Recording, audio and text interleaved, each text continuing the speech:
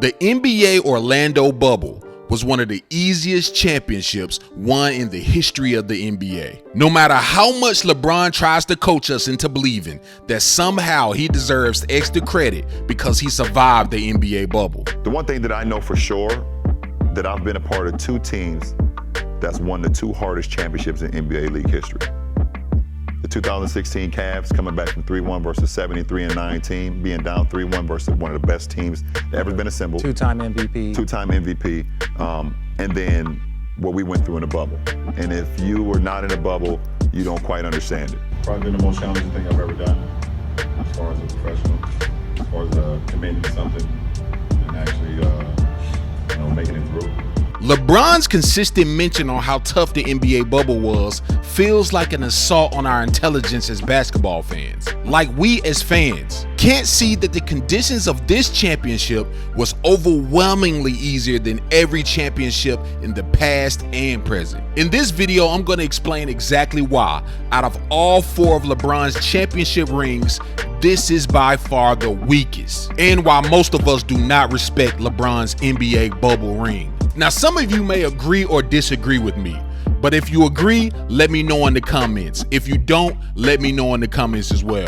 There are some NBA championships that were viewed as easier to win than any other championship in NBA history. The San Antonio Spurs win in 1999 and the Miami Heat championship in 2012. Because of the condensed and shortened lockout seasons, there was no full NBA training camp, fewer games were played, which equals less wear and tear on their bodies, and no full regular season grind. The true test of winning an NBA championship is not about who has the best team. It's an endurance test.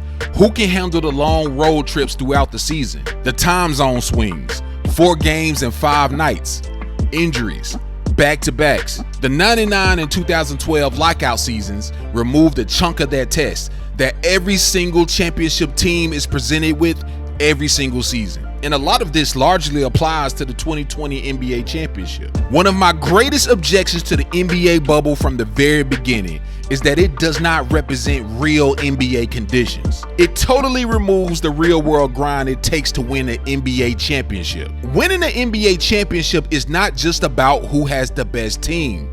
It's about which team can stay the most disciplined, focused, and keep their resolve while dealing with the pressures of the world, which makes the NBA playoffs so much more interesting because it's not just a physical game anymore, it's mental as well. After a long season of grinding, being exhausted, traveling from city to city, doing all the things you normally do, going through the different challenges that you normally go through, the bubble stripped all of that away, making it a more controlled environment, which means that the best team, the most talented team, is more likely to win, which on paper was the Lakers at the time.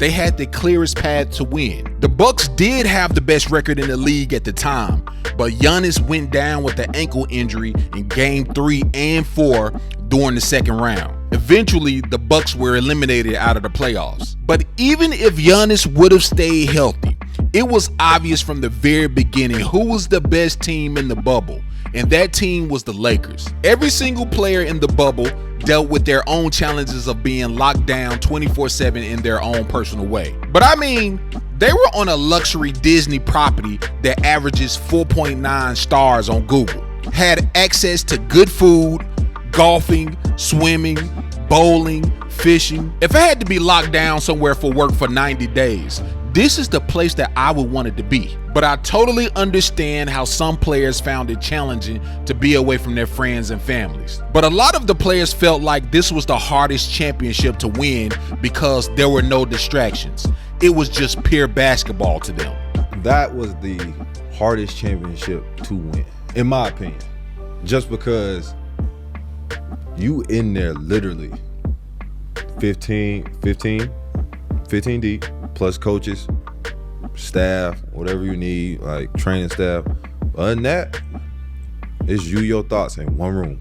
What were your experiences like in the bubble? And you won 3 chips. How does that ring compare to the other 2 in terms of difficulty? I always tell everybody it was the hardest one. Yes. It was the hardest one by far. You hear that, people? By far. You hear that, Jordan fans? While I absolutely respect all of their opinions, this was not real basketball. This was a simulated version. Winning the NBA title in the bubble was like winning a championship boxing match in a sparring gym. It's not the same as being out in front of 20,000 fans in bright lights in Las Vegas. The punches are real, but the atmosphere, the pressure, and the chaos that separates the greats from the good aren't there. Normally, the NBA playoffs is like a 26-mile marathon with tons of challenges, like hills, the weather, the crowds. The bubble turned it into a marathon on a treadmill. It's the same distance, but without the unpredictable challenges that make it harder to win. If every season the NBA playoffs were played in a controlled environment like the bubble, the best team would likely win every single time. There's no distractions. There's no way to truly test each team. In order to win the NBA championship, you have to be a mentally tough team on top of being talented. Through all of the crazy distractions, the fans, the women, family, travel, all of the chaos, who will get it done despite all of the outside noise? The bubble totally eliminates all of these challenges that are normally there and make it a lot easier to win a championship ring. What made the '90s Chicago Bulls so special is not just because they were the most talented team. It takes much more than that to win season after season. It's impossible to win 2 3-peats just being the most talented team in the league. You have to be the most focused and disciplined team along with the talent, or you will not win. Michael Jordan made it clear to everyone who joined the Chicago Bulls, if you are not focused on winning every single night, then you won't survive here. And that is the reason why the Chicago Bulls had one of the most successful runs in NBA history, because of Michael Jordan's ability to lead by example and make everyone follow him. The Lakers was simply the most talented team in the bubble, and if you eliminate all distractions, they have no reason not to win. The NBA bubble was not the bright lights. It wasn't even a fraction of what these players deal with on a normal playoff run. The bubble does not simulate real NBA playoff conditions, which is hard for me to give the bubble ring the prestige that I give to every other championship. But let me know what you think. Am I off or am I on? If you liked the video, please like, comment, and subscribe. Anyway, that's my time. Peace.